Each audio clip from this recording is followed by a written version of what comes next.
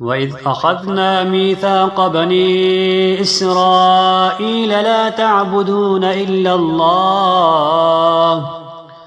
وبالوالدين إحسانا وذي القربى واليتامى والمساكين وقولوا للناس حسنا وأقيموا الصلاة وآتوا الزكاة ثم توليتم إلا قليلا منكم وأنتم معرضون وإذ أخذنا ميثاقكم لا تسفكون دماءكم ولا تخرجون أنفسكم من دياركم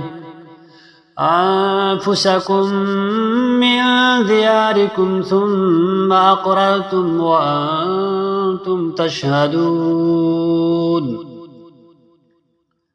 ثم أنتم هؤلاء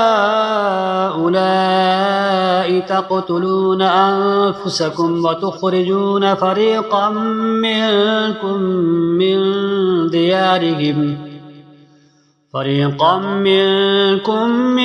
ديارهم تظاهرون عليهم بالإثم والعدوان وإن يأتوكم أسارى تفادوهم وهو محرم عليكم إخراجهم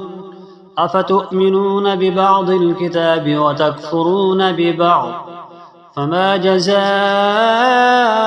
من يفعل ذلك منكم إلا خزي في الحياة الدنيا ويوم القيامة يردون إلى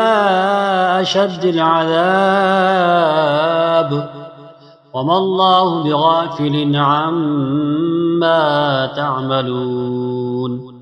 أولئك الذين اشتروا الحياة الدنيا بالآخرة فلا يخفف عنهم العذاب ولا هم ينصرون.